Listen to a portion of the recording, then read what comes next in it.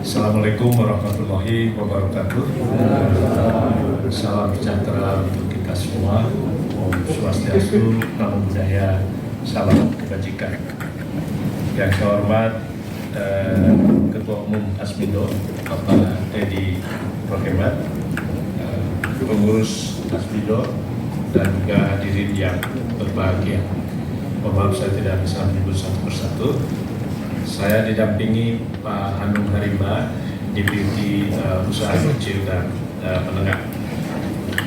Pertama-tama saya mengapresiasi Asmindo yang terus-menerus mendorong para pelaku usaha permebelan dan kerajinan agar terus tumbuh, bersemangat, berdaya saing, dan juga berkontribusi terhadap pertumbuhan ekonomi nasional. Marsnya memang nasionalis betul. Kita tahu kalau dari catatan kami, kinerja ekspor industri furniture tahun 2021, kita pakai data 21 dulu karena waktu COVID kurang bagus kalau dipakai data. Itu nilainya 2,5 miliar US dollar.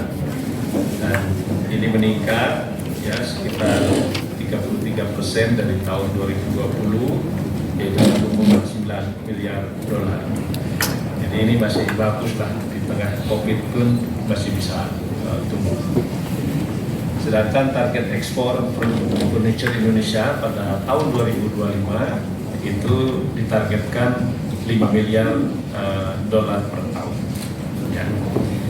Jadi berdasarkan hasil kajian Center for Industrial Studies CSIL memperkirakan pendapatan industri furniture global akan terus meningkat secara konsisten 1,3 triliun dolar pada 2020 ke 1,6 triliun pada 2025. Ini mestinya menjadi acuan kita bersama untuk meningkatkan ini.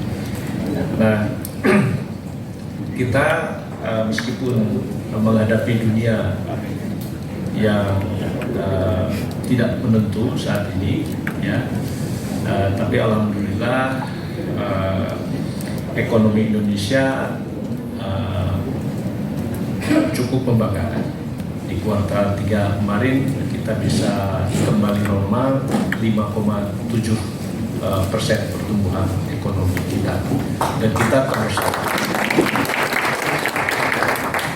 Nah, ini karena apa? Karena ekonomi kita itu betul-betul ditopang oleh fondasi domestik. Ya, 53% konsumsi rumah tangga. Ini yang menurut saya kenapa kita bisa berbeda dengan keadaan global, karena kita relatif otonom.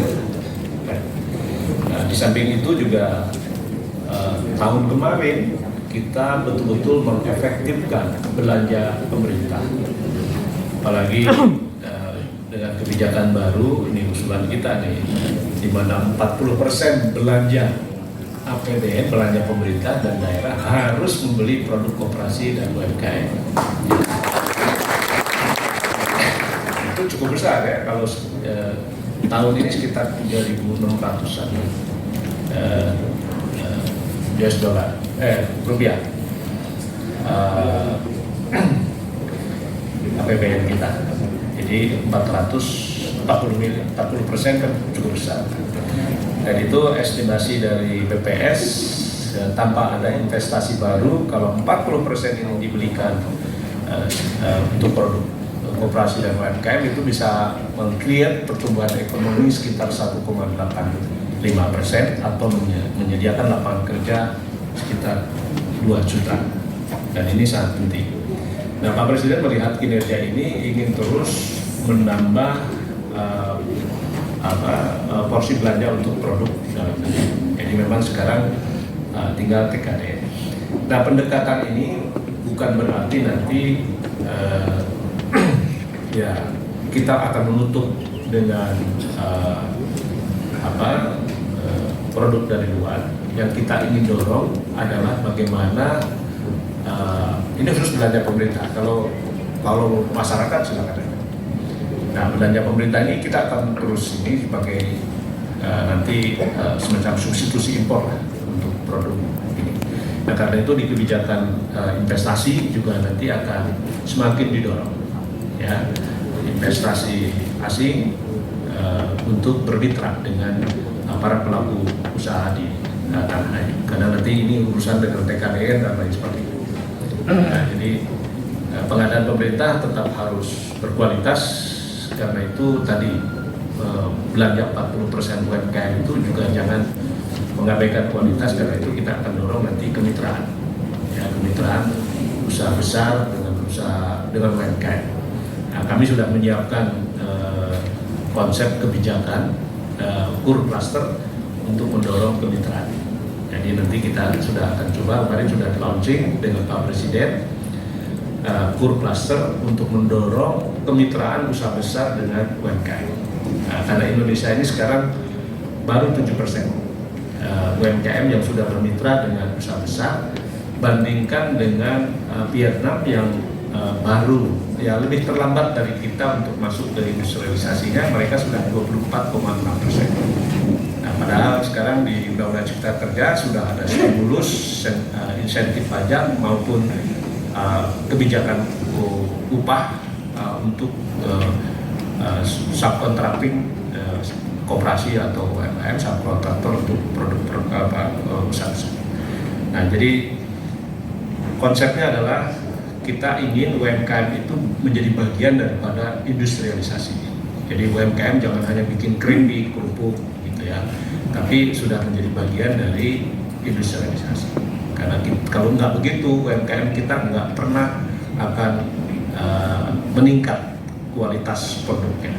Ya, jadi kita ingin dorong UMKM kita menjadi bagian daripada industri, sebagaimana UMKM di Korea, China, atau di Jepang, sehingga produk-produk mereka mulai berkualitas, berbasis inovasi teknologi dan kreativitas. Tahun ini pun, meskipun beberapa lembaga dunia memprediksi Indonesia pertumbuhannya kira-kira 4%, tapi kami kemarin baru rakor, kita optimis tahun ini 5,3%. Nah, jadi kita semangat semua, ya, jangan khawatir, kita cukup besar market kita, jadi kalau kita fokus di dalam negeri pun, uang kita sangat baik. Saya sangat optimis kita dapat meningkatkan peran yang jauh lebih besar di pasar global, mengingat bahwa kita tadi memiliki keunggulan kualitas pekerjaan, bahan baku, dan desain.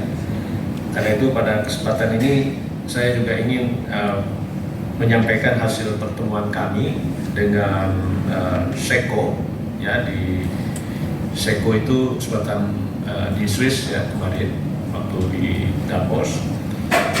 SECO ini Kementerian Ekonomi, ya, koordinator. Di sana menterinya cuma 7, ya, sama dengan jumlah presidennya 7 juga, giliran 1 tahun 1 tahun. Ya, kita kebanyakan menteri, ya. Nah, SECO itu menempatkan Indonesia menjadi mitra dagang terpenting. Ya, jadi mereka bilang Indonesia is our focus, our priority. Nah, apalagi kita dengan Swiss sudah menyepakati SEPA, Free Trade Agreement, sehingga kita masuk ke sana itu tanpa bea masuk. Nah, dengan Uni Eropa ini alot belum berhasil. Nah, sehingga kita bisa menggunakan pintu masuk lewat Swiss, baru masuk ke pasar Eropa lain. Meskipun nanti ada pembatasan sekitar 40%. Tetapi Swiss ini kan juga di sana ada sekitar 2.500 perusahaan menjadi supplier dunia. Nah, mereka butuh barang. Karena itu kalau dikit negara-negara seperti Indonesia itu punya badan promosi ekspor, kalau Swiss badan promosi impor. Jadi mereka butuh barang, dari mulai kopi, coklat, furniture, natural ingredient dan lain-lain ya. Nah, sampai kemarin juga kita bicara tentang sampai gula semut pun kemarin kita di pabrik coklat ya, gula aren itu mereka sangat. Nah, jadi ini mungkin kita memanfaatkan. Nah, kebetulan kami dengan Kadin sekarang sudah membangun, kemarin meresmikan trading house di Indonesia di Swiss, dan ini nanti mungkin akan banyak membantu untuk logistiknya, pengiriman ke sana. Jadi dari saya kira cukup bagus konsepnya.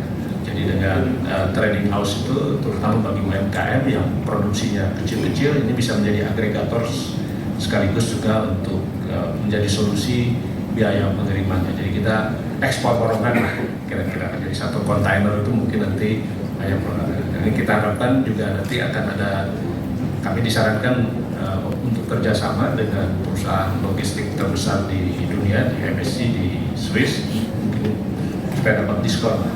Karena ini hampir 25-30% kan kontainer itu biaya pengiriman ke sana.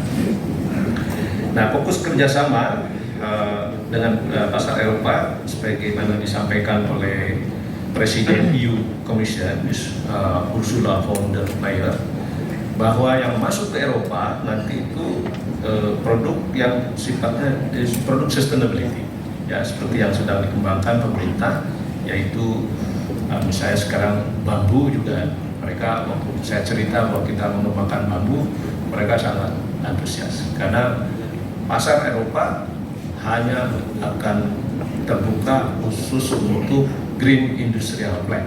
Di luar itu mereka akan protek. Jadi barangkali lebih di industri furniture, barangkali ini ada sangat relevan ya kebijakan ini. Dunia usaha juga perlu meningkatkan penguasaan pasar dalam negeri. Tadi pemerintah sudah mempunyai kebijakan belanja produk lokal. Nah, ini juga nanti mungkin kalau Asmindo bikin apa Pak Dedi, kapan mau itu pameran? Nah, maksud saya langsung Maret. Maret mungkin Pak Nur langsung aja bikin business matching dengan pemerintah, dengan kementerian-kementerian ya, supaya ya jadi nanti supaya nanti belanjanya lebih cepat lah ya, karena Pak Presiden mengharapkan belanja pemerintah itu jangan nunggu di akhir tahun, tapi kalau bisa dari mulai bulan kuartal 1, 2, 3 dan sebagainya. Jadi kita setup ya Pak Dedi, nanti kita business matching dengan LKPP, dengan Kemenko untuk jadi sekaligus pameran, sekaligus business matching dengan kebutuhan atau keperluan belanja pemerintah dan daerah untuk kebutuhan furniture. Yang mungkin perlu diajarkan secara khusus adalah Kemendikbud, karena tahun lalu aja 54 miliaran ya untuk belanja ya sekolah. Ya. Bapak Ibu yang saya hormati, Kementerian Koperasi dan UKM memperkuat ekosistem UKM mulai dari sisi produksi, kemitraan, SDM, pendanaan hingga pemasaran, antara lain melalui penguatan rantai pasok dan jaminan pasokan bahan baku. Alhamdulillah MOU antara Asmindo dengan Perhutani ya untuk pasokan bahan baku kayu sudah berjalan ya. Walaupun jatahnya masih sedikit ya, saya masih terus minta ke Pak Erik ya. Saya bilang tetap gede Pak ya. Karena jangan nanti kayu jati perhutani itu hanya bisa diakses oleh segelintir orang, ini kan nggak bagus. Kalau saya dengan Pak Erik kawan, jadi agak gampang lah kira-kira. Nah, pada tahun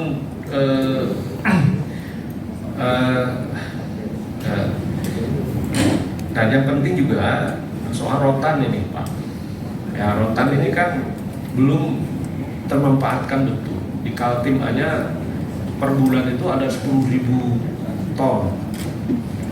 Dan saat ini Jawa hanya menyerap sekitar 1.000 ton.